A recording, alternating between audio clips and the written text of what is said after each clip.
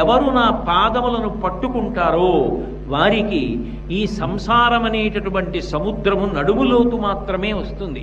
వాళ్ళు ఈ సంసారమన్న సముద్రంలో మునిగిపోయి మళ్ళీ పుట్టి మళ్ళీ చచ్చి జనన మరణ చక్రమునందు అదే పనిగా తిరగవలసినటువంటి అగత్యము నుండి విడుదల పొందుతారని చెప్పడానికి వామహస్తంబు కటిభాగమున నుంచి చూపరులకు సంకేతించుచుండ, అలా ఉండమని ఎవరూ చెప్పలేదు. అది విగ్రహం కాదు, సాక్షాత్తు స్వామి ఇలా పెట్టి చూపిస్తున్నాడు. పైగా ఇలా పెడితే ఏదైనా నేను ఇస్తాను, బెంగ పెట్టుకోవద్దని.